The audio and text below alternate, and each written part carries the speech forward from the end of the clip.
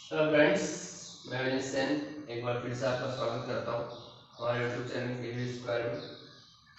और आज मैं एक और गणित विषय का एक और टॉपिक लाया हूँ आपके सामने, वो है ऊंचाई एवं दूरी। ठीक है।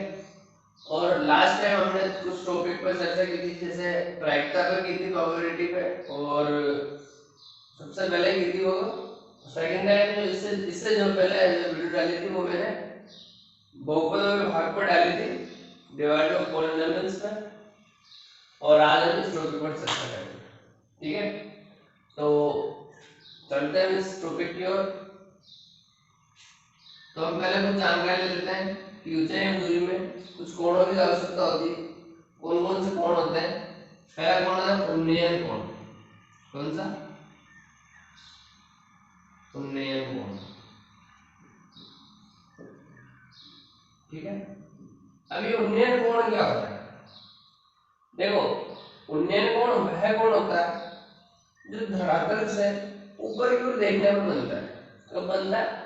जब हम धरातल पर खड़े हैं या फिर हम नीचे खड़े हैं कहीं जमीन पर, ठीक है, और हम आसमान में किसी वस्तु को देख रहे हैं या फिर किसी बिल्डिंग या किसी भवन या किसी इमारत के शिखर को देख रहे हैं या फिर कहीं भी ऊपर की तरफ देख रहे हैं घूमना कर, ठीक है, तो उस समय जो हमारे आंखों के द्वारा क्षैतिज से बनने वाला जो कोण रहेगा वो उन्नयन कोण कहलाएगा। मैं डायग्राम बना देता हूँ। मान लो ये हमारी आंख है, ठीक है,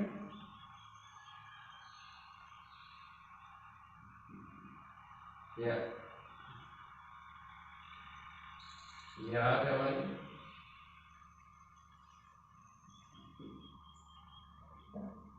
और हम इस आंख से यहाँ देख रहे हैं, यहाँ यहाँ कोई पॉइंट है, यहाँ देख रहे हैं, तो जो बनने वाला जो कोण होगा, मतलब जो थीटा होगा, वो क्या होगा? उन्नयन कोण कहलाएगा। तो इस कोण को क्या बोलेंगे हम? उन्नयन कोण। उन्नयन कोण बोले, ठीक है। और इसी प्रकार एक और कोण होता है अवनमन कोण। कौन सा कोण होता है? अवनमन कोण। अवनमन कोण। अवनमन कोण ठीक उन्नयन कोण के विपरीत है। उन्नयन कोण कहां से देखा जा रहा था? जमीन से आसमान की ओर देखा जा रहा था, जबकि जो अवनमन कोण है वो जब हम किसी शिखर पर खड़े हैं या किसी ऊंचाई पर खड़े हैं और हम नीचे की तरफ किसी वस्तु को देख रहे हैं, तो वह वहां जो कोण काम में आएगा, तो वह कौन सा कोण होगा? अवनमन कोण होगा। मान लो हम यहाँ किसी ऊंचाई पर खड़े हैं और हम नीचे की ओर किसी वस्तु को देख रहे हैं। यहाँ यहाँ यहाँ कोई वस्तु है, तो यहाँ जो यहाँ नीचे की तरफ जो कोई वस्तु पड़ी है वहां देख रहे हैं, तो इस स्थिति में जो बनने वाला कोण होगा वो कहलाएगा अवनमन कोण। ठीक है।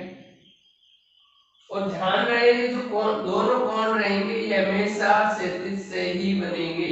जहां हमारी पोजीशन है वहां के क्षैतिज से ही ये दोनों कोण बनेंगे, अदरवाइज नहीं बनेंगे कोण। हमेशा क्षैतिज से कोण बनेंगे दोनों कोण। ठीक है। तो हम इस टॉपिक से संबंधित कुछ क्वेश्चन लेते हैं, इंपॉर्टेंट क्वेश्चंस। मैं 3-4 क्वेश्चन कराऊंगा। ठीक है, अब हम बढ़ते हैं आगे की ओर।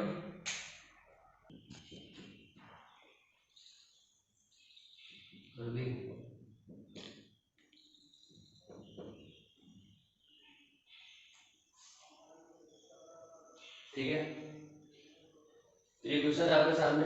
क्वेश्चन क्या बोल रहा है? क्वेश्चन बोल रहा है एक स्तंभ के ऊपरी सिरे, ठीक है, कहां से? स्तंभ के ऊपरी सिरे। कोई मान लो, इसके लिए सबसे पहले हम डायग्राम बना दें। कोई स्तंभ है, ठीक है,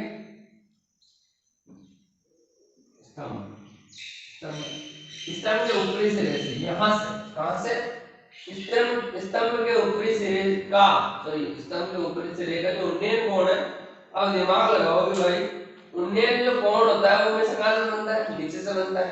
ठीक है, मतलब किसी वस्तु को जब हम नीचे से ऊपर की ओर देख रहे हैं, ठीक है ना, तो उन्नयन कोण है वो आधार तल के किसी बिंदु, मान लो आधार तल पर कोई बिंदु है, तुम इधर भी मान सकते हो इस तरह। अब हमारे पास इधर जगह नहीं है, मैं इधर मान लेता हूँ। मान लो आधार तल पर कोई ये आधार पर स्थित होगा, इसका भी आधार जमीन पर ही होगा, तो आधार मान लें, इस आधार की जो बिंदु है, इस बिंदु से इस बिंदु पर 60 डिग्री है। क्या शिखर का जो उन्नयन कोण है कितने डिग्री है? 60 डिग्री है। ठीक है, ठीक है, 60 डिग्री है।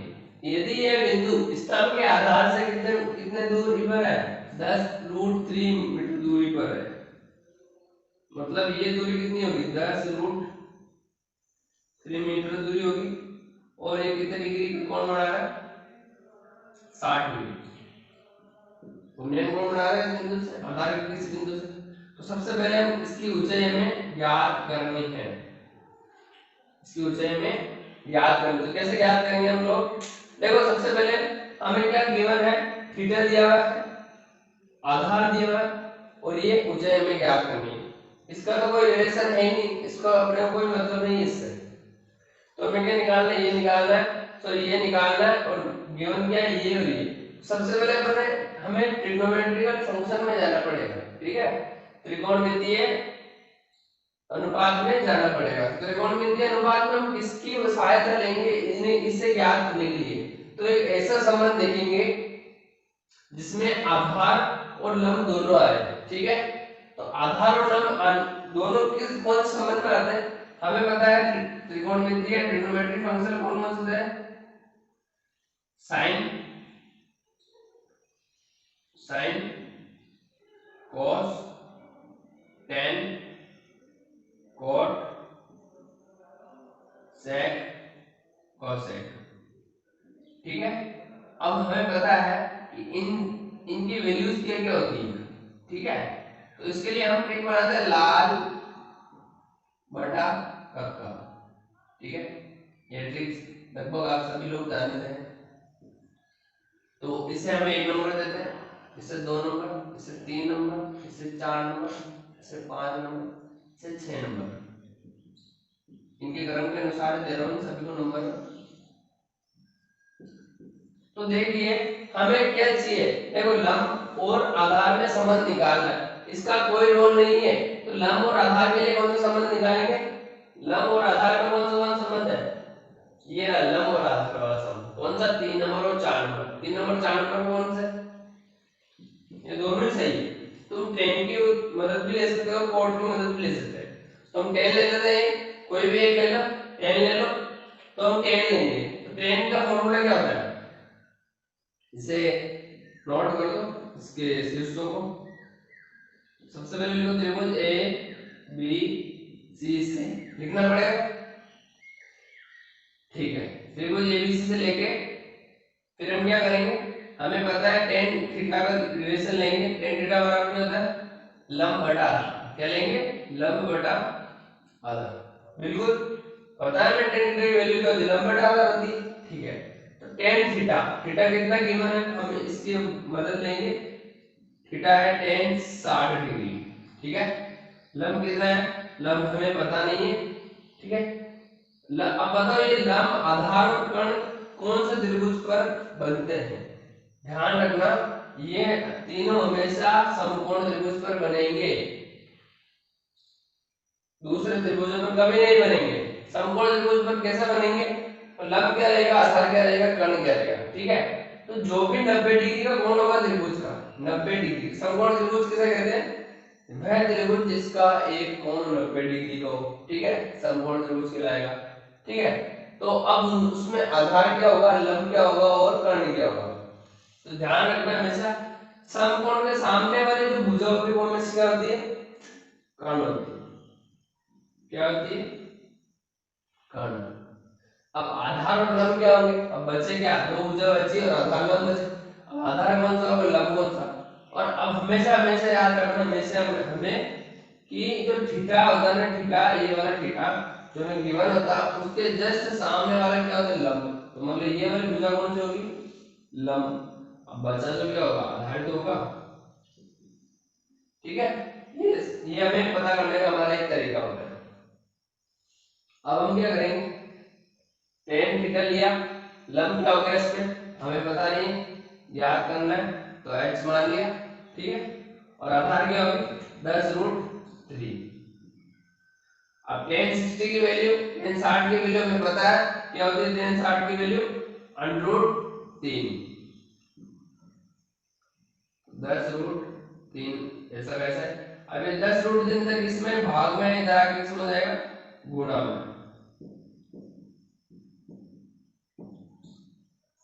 ठीक है।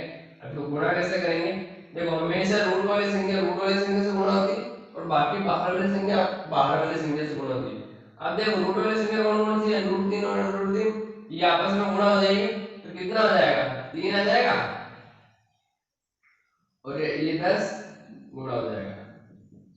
तो h बराबर, h की वैल्यू कितनी आ गई 30 मीटर। तो इसकी ऊंचाई कितनी आ गई 30 मीटर। मतलब अब आप नीचे देख सकते हैं कि अतः स्तंभ की ऊंचाई 30 मीटर है। ये क्वेश्चन खत्म होता है, बिल्कुल छोटा सा क्वेश्चन, बिल्कुल सरल क्वेश्चन। अब एक ऐसा एक और क्वेश्चन लेते हैं थोड़ा सा बड़ा। तो अगला क्वेश्चन आपके सामने है, ये क्वेश्चन क्या बोल रहा है कि ऊर्ध्वाधर छड़ मतलब कोई भी छड़ है या कोई भी डंडी है तो वो सीधी ऊर्ध्वाधर मतलब सीधी खड़ी है, ठीक है ना, मतलब लंबवत खड़ी है, फिर से टेढ़ी मेढ़ी नहीं खड़ी, बिल्कुल सीधी खड़ी है, तथा उसकी लंबाई, छड़ की लंबाई तथा उसकी छाया की जो लंबाई का अनुपात है 1:3 हो तो सूर्य उन्नयन कोण क्या है, ठीक है।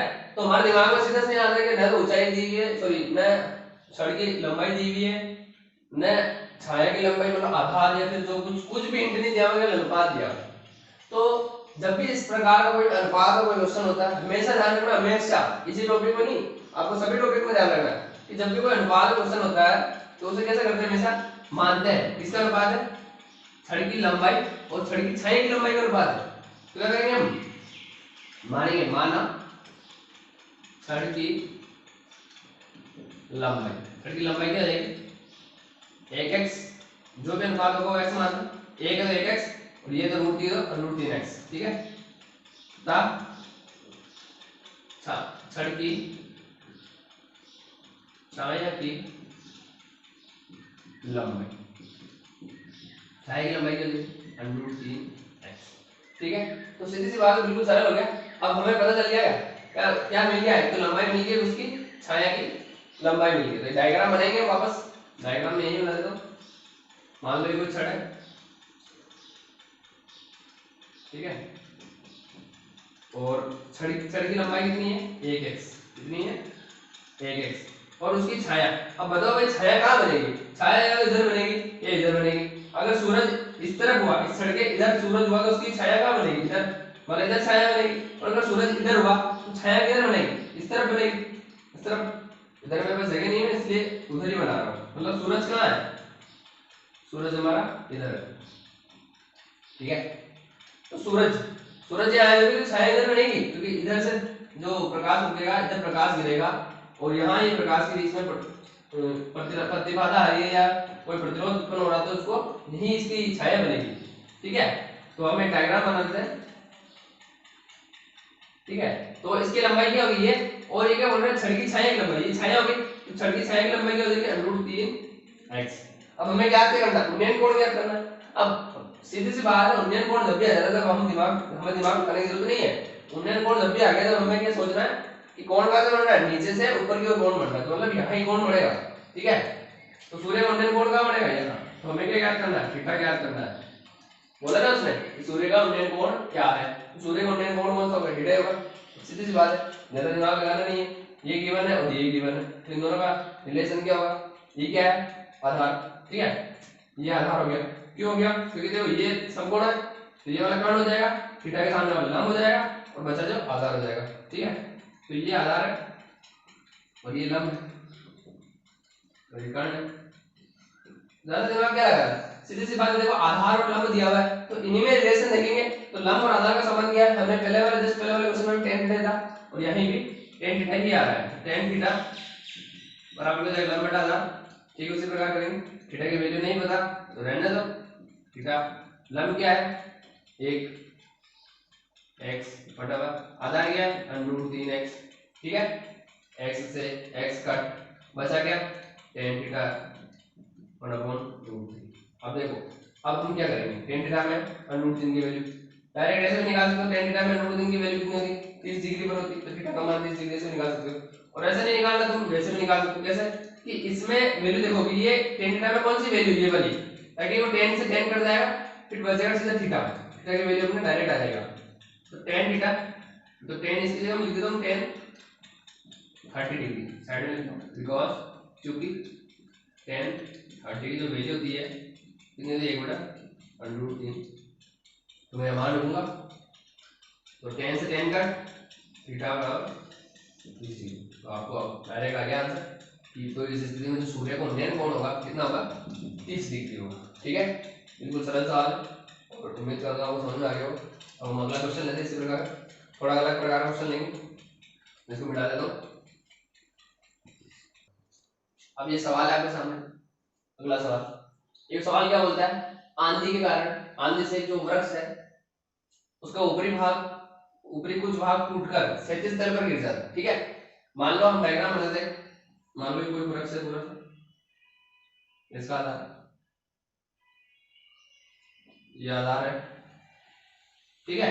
तो ये वृक्ष क्या करता है, ये ऊपर से टूटकर ऊपरी कुछ भाग से, माना यहां से टूटा, ठीक है, यहां से वृक्ष टूटता है, तो ये क्षैतिज तल पर, क्षैतिज तल कौन सा, अगर वृक्ष टूटेगा तो जाके इधर गिरेगा या इधर गिरेगा, ठीक है। इधर में मेरे पास जगह नहीं है तो इधर ही बना रहा हूं, तो इधर गिरा, तो गिरेगा तो ऐसा हो जाएगा, ऐसे गिर जाएगा। गिरने के बाद क्या होता है, ये वृक्ष गिरता है ना, तो क्षैतिज तल पर गिरने के बाद कितने डिग्री कोण बनाता है, 60 डिग्री का कोण बनाता है। कितने डिग्री कोण बनाता है, 60 डिग्री। कहां से बनाता है, ये धरातल से 60 डिग्री कोण बनाता है, जिससे जो वृक्ष का शिखर, ठीक है, वृक्ष का जो शिखर है, मैंने गलत लिख दिया यहाँ, वृक्ष का जो शिखर है क्षैतिज तल पर वृक्ष की जड़ से 10 मीटर दूर पर, वृक्ष का शिखर कौन सा है, ये तो था, अब ये टूट गया, क्या हुआ, ये टूट गया, टूटने के बाद इधर गिर गया, तो वृक्ष का जो शिखर है, ये वाला शिखर, ठीक है, ये वाला पॉइंट, ये इधर यहाँ गिरने पर यहाँ आ जाएगा। तो जो शिखर है ये कहां से, ये वृक्ष के जड़ से, वृक्ष की जड़ कहां से, ये यहाँ, यही होगी वृक्ष की जड़, यहां से कितने दूरी पर है, 10 मीटर, ठीक है, 10 मीटर दूरी पर है, मिलता है। तो वृक्ष की कुल ऊंचाई ज्ञात करनी, मतलब वृक्ष की कुल ऊंचाई मतलब ये वाली ऊंचाई ज्ञात करनी है, ये नहीं, ये वाली, ठीक है। तो हम इसे सोल्व करेंगे, इसको डायग्राम दे दो, नाम दे दो ABC, ठीक है। तो हम सबसे पहले देखो, सबसे पहले किसकी हेल्प लेंगे, कौन सा ट्रिग्नोमेट्रिक फंक्शन लेंगे। तो देखो क्या दिया हुआ है, देखो थीटा दिया हुआ है, ठीक है। अब हमने क्या दिया हुआ है, बेस दिया हुआ है, तो अपने को ये भी ज्ञात करना है, ठीक है। तो ये कैसे ज्ञात करोगे आप, इसको h मान लो, ठीक है, h मान लेते हैं। तो देखो ये अपने को ये ज्ञात करना है, फिर अपन ये भी ज्ञात करेंगे, ये वाला पूरा ज्ञात करेंगे, ये बाद में ज्ञात करेंगे, पहले अपन इतना से ज्ञात कर लेंगे। तो अभी ये क्या है, ऊंचाई है इसकी, तो ये हमने इसको h मान लिया, ये आधार हो गया, ठीक है, ये कांड है सामने वाला, ये आधार है, तो ये लंब है, ठीक है। तो सबसे पहले हम क्या करेंगे, तो देखो लंब और आधार में वही संबंध tan थीटा का, अधिकतर संबंध tan थीटा में आया, कर्ण से कोई नहीं पूछेगा, बहुत कम क्वेश्चन होंगे जो कर्ण से पूछ देंगे, बाकी क्वेश्चन नहीं पूछ देंगे, बाकी अधिकतर क्वेश्चन लंब और आधार के क्वेश्चन पूछ देंगे, ठीक है। तो लंब और आधार में वही tan थीटा, tan थीटा बराबर क्या होता है, लंब बटा आधार, tan थीटा क्या है 60 डिग्री, tan 60 डिग्री, लंब क्या है h, माना h माना हमने, आधार क्या है 10, तो tan 60 की वैल्यू क्या है, √3 होती है, हमें पता है, तो h बटा 10। अब बताओ ये 10 इधर किधर भाग में, जरा किस में हो जाएगा, गुणा में, तो h की वैल्यू कितनी आ गई, h की वैल्यू आ गई 10√3, ठीक है। तो ये वृक्ष की पूरी ऊंचाई नहीं है, ये वृक्ष की पूरी ऊंचाई ये वाली है, क्योंकि ये तो हमारे पास जो ऊंचाई आई है वो इतनी सी आई है, ठीक है, ये वाली ऊंचाई आई इधर हिलाना बाकी है, तो ये वाली ऊंचाई कहां जाएगी, कौन सी होगी, ये वाली ऊंचाई, ये वाली होगी जो इधर गिर चुकी है। तो टोटल ऊंचाई कितनी होगी, इसको और इसको दोनों को जोड़ देंगे तो वृक्ष की टोटल ऊंचाई आएगी, ठीक है। तो अब हम ये वाला भी याद करेंगे, ये कैसे याद करेंगे, कोई भी दो फंक्शन ले लो, या तो ये दोनों ले लो, ये दोनों ले लो, थीटा हमारे पास है ही, ठीक है, ये दोनों ले लो या ये दोनों ले लो, ठीक है। तो हम क्या करेंगे, इसमें और इसमें समझ लेते हैं, ठीक है। ये क्या है, कर्ण, ये क्या आधार, ठीक है, और आधार और कर्ण में समझ लेते हैं। तुम चाहो तो लंब और कर्ण में भी संबंध ले सकते हो। चलो हम लंब और कर्ण में संबंध ले लेते हैं, ठीक है। फिर क्या बोलोगे इसके आगे, मैं यहाँ आगे करा रहा हूँ। लंब और कर्ण में संबंध कौन सा होता है, हमें पता है साइन का होता है। किसका होता है, साइन थीटा का होता है, लंब बटा कर्ण होता है, ठीक है। मैंने बताया था सबसे पहले लाल बटा कर्ण के रूप में, ठीक है। तो लंब बटा कर्ण क्या आ जाएगा, साइन थीटा का मान क्या जाएगा, साइन 60, लंब क्या है एच है, मतलब ये एच, ये वाली वैल्यू 10√3 लिख देता हूं मैं इसको। और जो कर्ण है, कर्ण क्या है ये वाला, ये हमें पता नहीं, तो क्या करोगे इसमें, इसको तुम AC ही मान लो, AC है ना, AC मान लेते हैं, ठीक है। अब हम क्या करेंगे, साइन 60 की वैल्यू कितनी होती है बताओ, √3/2 होती है, √3/2, और ये 10√3/AC। इसको मैं मल्टीप्लाई करूंगा, क्या जाएगा AC√3, क्रॉस मल्टीप्लाई करेंगे, क्रॉस गुणा कहते हैं हम हिंदी में, और इधर मल्टीप्लाई होगा 10 दूना 20 और √3। अब बताओ 20√3 इधर मल्टीप्लाई में जाएगा, इसमें अगर भाग में चल जाएगा √3 से √3, तो AC की वैल्यू कितनी आ जाएगी 20। ये वैल्यू कितनी आई, इसकी AC की वैल्यू आई, ठीक है। और हमारे पास पहले ये HP थी, मतलब BC की वैल्यू भी थी। अब हमें संपूर्ण ऊंचाई ज्ञात करनी है, लेकिन आता है वृक्ष की कुल ऊंचाई या संपूर्ण ऊंचाई, ठीक है, कुछ भी लिख सकते हो। कुल ऊंचाई कितनी जाएगी BC प्लस AC, मतलब ये और ये दोनों जुड़ के तो संपूर्ण ऊंचाई बनेगी। यही तो हिस्सा है जो नीचे गिरा था, बाकी तो पहले खड़ा था, पूरी ऊंचाई ज्ञात करनी है, तो लिख दो AC प्लस BC। तो यही AC ये वाली है ना, AC कितनी आई 20 प्लस जो HC है वही BC है, तो 10√3, 10√3। तुम इन दोनों में से कॉमन भी ले सकते हो, 10 कॉमन ले लो तो कितना आ जाएगा 2 प्लस √3, सॉल्व कर लो, तो √3 की वैल्यू कितनी दी है 1.732, इसको मल्टीप्लाई करोगे आप तो यहाँ आपको दिख नहीं रहा होगा, मैं इधर लिख देता हूँ, इस तरफ लिख देता हूँ 10 कॉमन 2 प्लस √3 इधर लिख देता हूँ, ठीक है। इसको तुम चाहो यहाँ तक भी आंसर सही है तुम्हारा, मीटर लिख दो। और अगर तुम और भी ज्यादा जोड़ना चाहते हो तो √3 की वैल्यू क्या होती है 1.732, उसको मल्टीप्लाई करोगे तो 10 मल्टीप्लाई 3.732, ये इसकी वैल्यू जाएगी, सॉरी मैं नीचे लिख देता हूँ 37.32 मीटर, ये इसका आंसर, करेक्ट आंसर। तो अब ये क्वेश्चन खत्म हो गया है, ठीक है। अब हम दूसरा क्वेश्चन लेते हैं इसी प्रकार का, थोड़ा सा अलग टाइप का लेंगे क्वेश्चन इसी चैप्टर का। मैं इसको मिटा देता हूँ।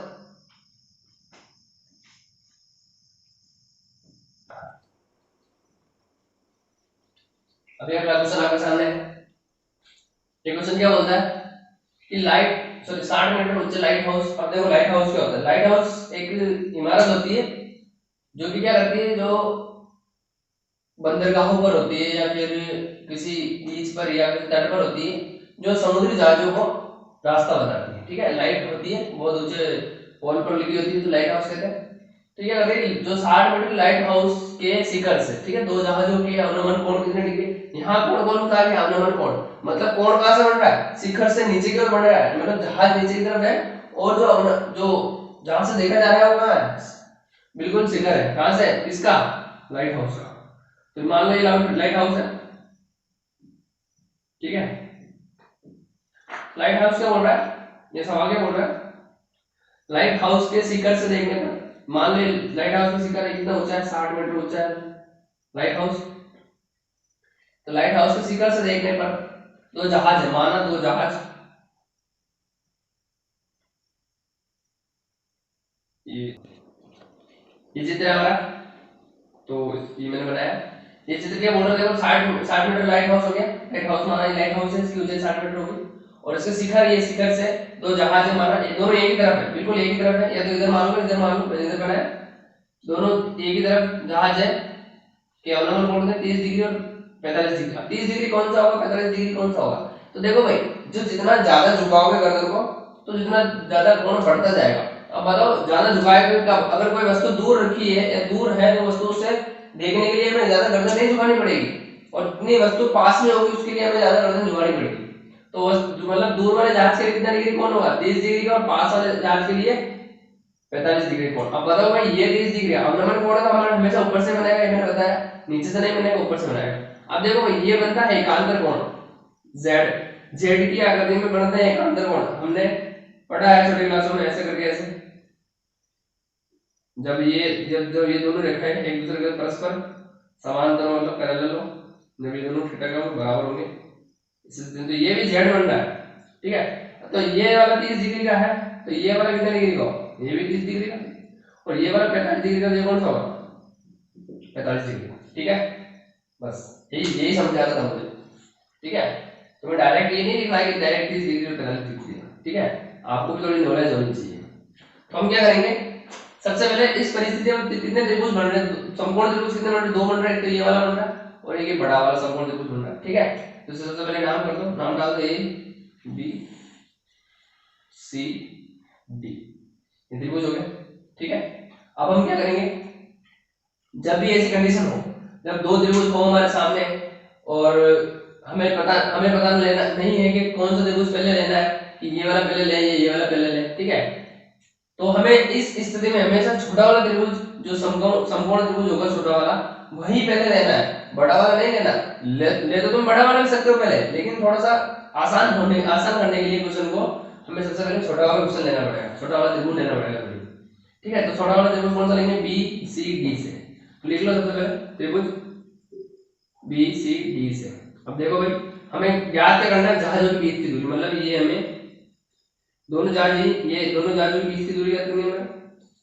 तो ये दूरी ज्ञात करनी है अपने ए से बी के बीच की। तो अब सबसे पहले हम छोटा वाला त्रिभुज लेंगे। देखो सबसे पहले हमें ये लंब दिया हुआ है और आधार थोड़ा बहुत हिंट है आधार का, ठीक है, लेकिन हमें पता नहीं, इसको मान लो तो एक्स मान लो। तो हम इससे तो कोई संबंध लेंगे, तो लंब और आधार में संबंध लेंगे। लंब और आधार में क्या होता है? कोई tan थीटा का संबंध होता है।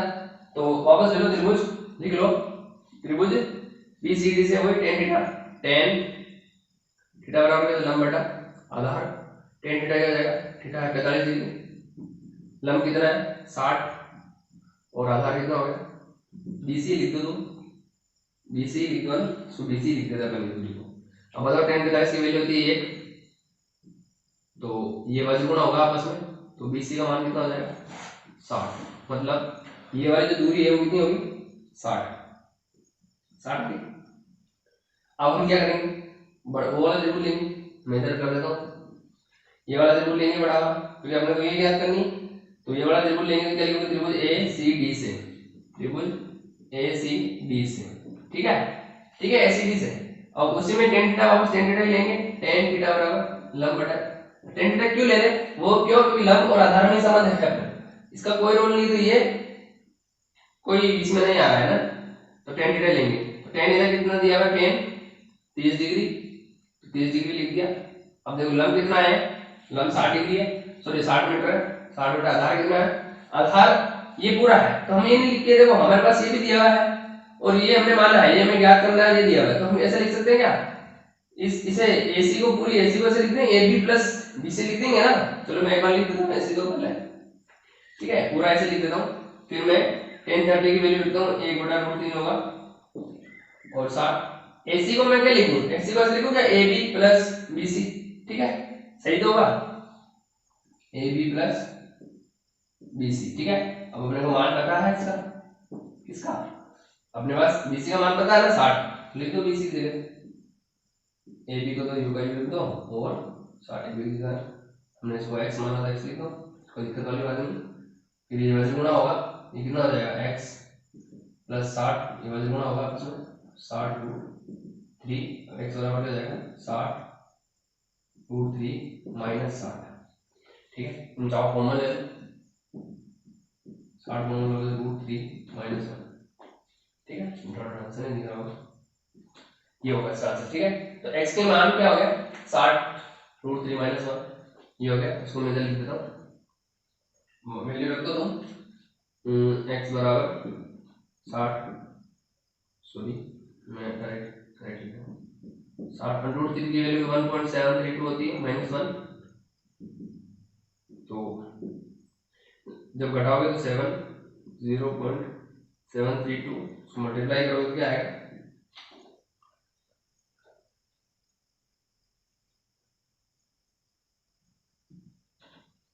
ये इसका राइट आंसर होगा मीटर। ठीक है, तो ये क्वेश्चन खत्म होता है। अब हम अगला क्वेश्चन लेंगे, इसका आंसर हमें 2020 दूरी ज्ञात करनी थी, x ज्ञात करनी थी, x की वैल्यू क्या आ गई, ये आ गई। ठीक है, ये आंसर खत्म।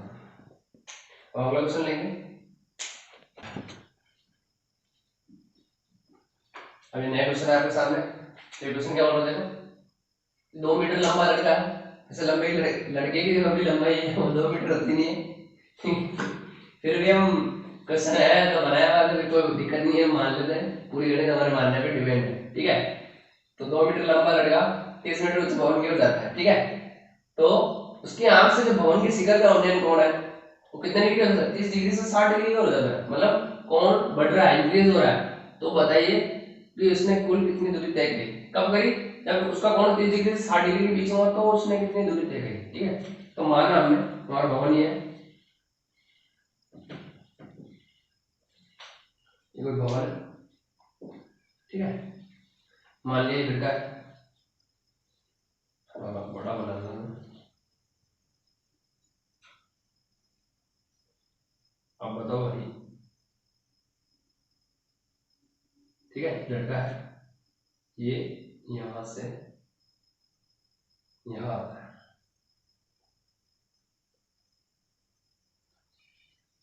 ठीक, ये लड़का है। ठीक है, ये करता है 30 मीटर ऊंचा भवन है, इसकी हाइट कितनी है, 30 मीटर है, 30 मीटर 30 मीटर ऊंचे भवन की ओर जाता है, कितना लंबा लड़का है, 2 मीटर। कितना लंबा लड़का है, 2 मीटर, मतलब लंबे की जो हाइट है वो 2 मीटर है, लड़के की हाइट से 2 मीटर है। तो क्या करता है कि वो जब उसकी आंख का उन्नयन कोण, जब ये लड़का इधर भवन की ओर आता है, तो उसकी जो आंख का उन्नयन कोण है, बताओ भाई, आंख का आंख ही नहीं, तो उन्नयन कोण कहां से बढ़ेगा, आंख से बढ़ेगा, आंख से बढ़ेगा ना, हाँ बिल्कुल आंख से बढ़ेगा। तो उन्नयन कोण कितना हो जाता है आंख से बढ़ने पर, उसका कितना हो जाता है, 30 डिग्री से 60 डिग्री हो जाता है, मतलब कोण का मान बढ़ जाएगा। तो मैंने पहले भी बोला था कोण कब बढ़ेगा, जब तुम किसी चीज के पास जाओगे, मतलब अगर किसी पर्वत को एकदम दूर से देखते हैं तो हमें कम गर्दन ऊंची करनी पड़ती है, जैसे जैसे हम पास में जाएंगे किसी पर्वत को देखेंगे तो हमें थोड़ी ज्यादा गर्दन उठा के उस पर्वत के शिखर को देखना पड़ेगा, जो हमें दिखाई देगा। ठीक है, तो ऐसा एग्जाम्पल बिल्कुल ले सकते हैं हम। तो ये इसका डायग्राम बनता है। अब देखो, अब हमारा क्वेश्चन इसी पे चलता है, इसी पे चलेगा, इसमें इसका कोई रोल नहीं है। ठीक है, तो मतलब इसकी एक्चुअल हाइट है, जो में से वास्तव में वास्तविक इस भवन की ऊंचाई अब कितनी हो गई है, इसकी नजर की दृष्टि से, आंखों की जो उन्नयन कोण आंखों से मिल रहा है, तो आंखों की दृष्टि से इसकी वास्तव में ऊंचाई कितनी हो गई है भवन की, वो हो गई 28 मीटर। हम क्या करेंगे, ये पूरी हाइट कितनी है इसकी, 30 मीटर। ठीक है, और जिसमें से ये यहां से लेकर यहां तक कितनी है, 2 मीटर। और हमें काम कहां से कहां तक का है, हमें काम यहां से लेकर यहीं तक का है, तो कितनी जाएगी, 28 मीटर। अब हमारी ऊंचाई क्या होगी भवन की, 30 मीटर नहीं है, अब हमारी ऊंचाई कितनी होगी भवन की, 28 मीटर। तो इस क्वेश्चन को थोड़ा घुमाया है ताकि हर कोई कंफ्यूज हो जाए ना, जैसे गलत कर दे। ठीक है, लेकिन हमें कंफ्यूज नहीं होना, हमें पता है ऐसी सी बात है कि यहाँ से उन्नयन कोण बनेगा तो इसकी हाइट तो 2 मीटर है, और जबकि इसकी भवन की हाइट भी 30 मीटर है, तो हम क्या करेंगे, 2 मीटर लेस कर देंगे, एक्चुअल भवन की ऊंचाई हमारे सामने होगी। तो हम वही बात करते हैं, नाम दे त्रिभुज का ए बी सी डी। हम मैंने क्या बोला, जब भी 2 त्रिभुज बन रहे हैं तो सबसे पहले कौन सा त्रिभुज लेना, बिल्कुल सही, छोटा वाला त्रिभुज लेना, बिल्कुल लेंगे। और हमें क्या करना है, कितनी दूरी तय करी, मतलब यहां से चल के यहां आया तो इसको x मान लो। ठीक है, सब दिया। अब हम क्या लेंगे, कौन सा ट्रिग्नोमेट्रिकल फंक्शन लेंगे, sin cos tan cot sec cosec में से कौन सा लेंगे। देखो हमें लंब दिया हुआ है, आधार से संबंध, लंब और आधार में कौन सा संबंध, tan थीटा। देखो इस टॉपिक में, इस चैप्टर में अधिकतर tan थीटा का ही यूज होगा, कभी ऊंचाई पूछी जाएगी तो कभी आधार या दूरी, तय दूरी पूछी जाएगी, या फिर किसके जमीन पर जो पात बिंदु है वहां से लेकर किसी बिंदु के बीच की दूरी देखी जाएगी तो वो हमेशा आधार ही पूछा जाएगा, ठीक है। और अदरवाइज हाइट पूछी जाएगी तो आधार है, लंब और आधार में क्या संबंध होगा, tan थीटा होता है, तो यही tan थीटा में ज्यादा याद रखना पड़ेगा, ठीक है ना। तो वापस हम लेंगे त्रिभुज कौन सा, छोटा वाला BCD, हमेशा छोटा वाला लेना, इजी होगा थोड़ा। BCD से वही tan थीटा बराबर लंब बटा आधार, tan थीटा कितना है 60 डिग्री, tan 60 डिग्री बराबर लंब कितना है इसका 28, 30 नहीं लिखना है तुम्हें, इसका लंब कितना हो गया 28, हमें इतना सा ये इससे काम है बस, यहाँ से लेकर मैंने इधर बना दिया, यहाँ से लेकर यहाँ, मतलब ये इतनी ऊंचाई चाहिए हमें, काम है इतनी से, ठीक है। तो कितनी हो गई 28 बटा आधार कितना है इसका, ये पूरा छोटा वाला है, इसको हम BC नाम देते हैं इसको भी, ठीक है। tan 60 की वैल्यू कितनी है √3 और 28/20, ठीक है।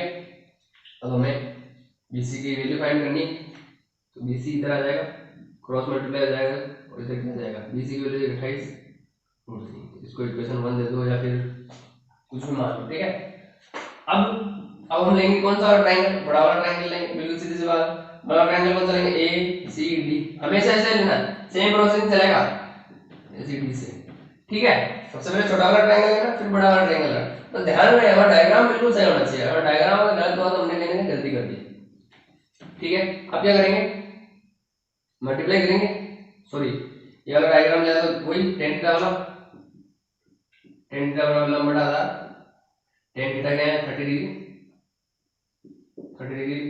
लंब क्या है इसका वही 28 मीटर, और आधार क्या है, देखो आधार कौन सा होगा पूरा AC, फिर AC की जगह मैं क्या लिख दूं, tan 30 की वैल्यू लिख दो 1/√3 और 28 बटा AC की जो मान होगा, AC की जो वैल्यू होगी, AC की पूरी वैल्यू लिख के, क्योंकि हमें ये चीज इतना ही पता चल चुका है, BC की वैल्यू पता चल चुकी है, इसकी हेल्प लेंगे हम, तो क्या लिखेंगे BC प्लस AC लिखूं, इसको मैं लिख देता हूं 28/3 प्लस x लिख देता हूं ना भाई, ये AC को हम क्या लिख सकते हैं, ये प्लस ये लिख देंगे, तो ये हमारी कितनी है BC 28/√3 और ये x माना था x की वैल्यू। अब बताओ ये क्रॉस मल्टीप्लाई होगा तो ये वाला इधर चला जाएगा, ये वाला इधर हो जाएगा, अब बताओ इधर कितना हो जाएगा x प्लस √3 और इधर कितना हो जाएगा 28/3, ठीक है।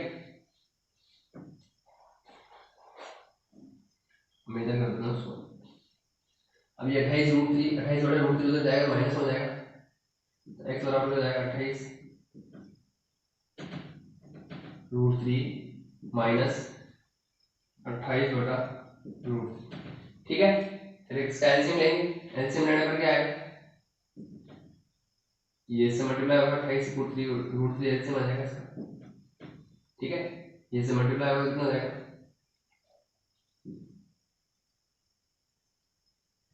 84